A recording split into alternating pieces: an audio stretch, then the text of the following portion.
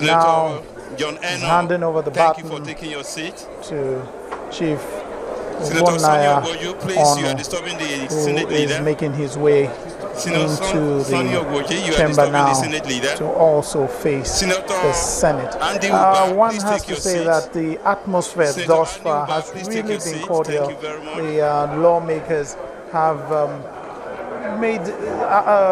they've made it go smoothly, I would say, considering all that was said before today, when one was considering what will happen today, and considering all the issue of having the support of your senator, at least 2 senators. But today that has not been brought up. The nominee, Chief Bonaya Ono, taking a bow there and getting ready to take the stand.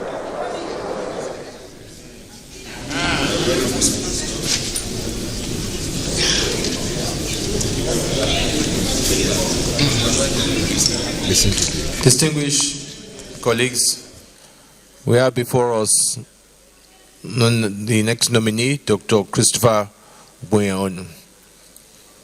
Dr. We have all received your CV. We would like you to say a few words about yourself. If there are areas in the CV you would like to highlight, if there are parts in the CV that has been omitted, and after that, we'll ask you a few questions. Thank you. Most distinguished Senate President, distinguished senators, I feel very honored to stand on the sacred chamber of the Senate of the Federal Republic of Nigeria. I must start by thanking you for the work that you are doing for our great country. As I look around, I see so many distinguished men and women who have done so much in their previous careers before coming to serve as senators. Mr. Senate President, since you have my CV, I think I shouldn't say so much about myself, but rather to mention that our great nation, Nigeria, is passing through very serious challenges. And this time calls for all Nigerians, men and women, to put their differences aside and come together to work to position Nigeria to play the role that God has destined for us.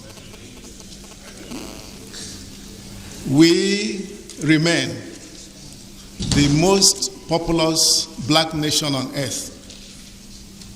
The resources we have in our country are enormous. Nigeria is a rich nation. There is therefore no reason for Nigerians to be poor. There are so many abnormalities in our country. Today we have over 10 million of our children out of school. We produce crude oil, yet we import petroleum products. We have fertile land, yet we import a great lot of the food that we eat. We export wood, and yet we import toothpicks.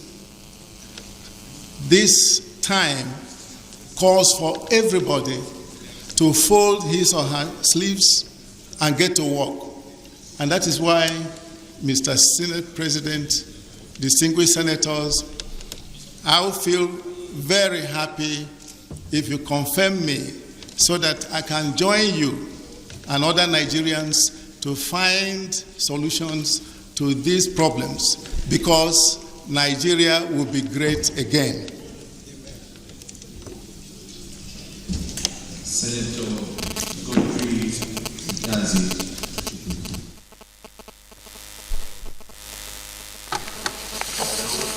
Mr. Senate President, I am Chukwuka Otaze. I represent the good people of Enugu North Central District of Enugu State. I want to welcome Roboniono to the Senate And I want to ask, if eventually the Senate or this Senate confirms your appointment, what do you think you are going to do for power generation in this country? It is taken for granted in all developed economies around us that electricity is a common thing, is a basic necessity. You don't struggle for it, just like you don't look for phone, to make when telephone in this country used to be a status symbol. In other countries, we pass through that passage and we are here now. The thing we suffered with the telephone is still what we are suffering with electricity. We are saying that the private sector, the economy of this country should be private sector driven. How can it be private sector driven when you don't have the basic need that industries need in order to even to do anything or to do something? We are having unemployment. Many people are graduating every year. In fact, it's a time bomb that is about to explode if we don't do anything. How do you think that if you become a member of the Federal Executive Council, that you can bring ideas that can touch this issue and solve these basic problems so that Nigeria can move, so that Nigerians, the industries, instead of taking flights out of this country, will return because of the problems they're having with energy? I'm done, Mr. President. Senator Samayang. Thank you, Mr. President, distinguished colleagues. My name is Senator Sam Anyang. I represent Imo East in Imo State. My question is very simple. Ministerial Nominee, do you think that the non-inclusion of Nigerian youths in the ministerial nomination by Mr. President is in order? Thank you, Mr. President. Senator Kabiru Gaya. Thank you, Mr. President. My distinguished colleagues, I'm Kabiru Gaya, representing the people of Kano South. Mr. President, I'm glad that you have at least able to allow me to ask a nominee a question, which I believe now you're asking me. You're allowing me to talk to my friend. He was my colleague as a governor in 1992. My question is,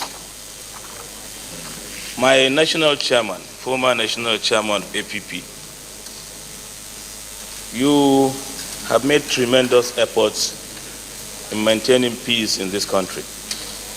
And I believe in uniting the party's opposition to form a stronger party in the election. Mr. President, I just want to appeal to you and my colleagues. He's a former national chairman, a PhD holder in biochemistry or chemical engineering, which is a volatile course, a first-class honors in his first degree, a distinction candidate in his higher education, a distinction candidate in his secondary education, and a fellow member of so many institutions. I would request to my president and my distinguished colleagues to please allow him to bow and go. Thank you, sir. Senator Danjuma Goje.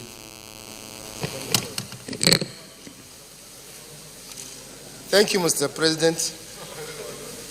I am Mohammed Danjuma Goje, representing Gombe Central. In as much as I would like to second my colleague, the former governor, and telling our senior colleague to take a bow, former governor also, I would like to ask a very simple question, which I wanted to ask the previous person who left. He here is one of our senior elders in our party for change, just like Audu Obe. So, and in Audu Obe's presentation, he touched on one very critical area, but nobody asked him a question. He said he foresaw problems for this country, including violence. And in our party, one of the key objectives of the party is to curb unemployment because of the massive number of unemployed youths who are well educated, who are being churned out year in, year out from our universities, from our polytechnics, colleges of education, with nothing to do, as well as those that are not able to go to the university but they've just finished secondary school or some even primary school leavers. So this is a very, very explosive problem which is confronting all of us. As our party elder, now we are being given an opportunity to serve in the government as a minister. Can you tell us briefly how or what you will advise the government steps to take quickly in order to sufficiently reduce this very big problem that is staring us in the eye, that is the unemployment of youth in this country? Thank you.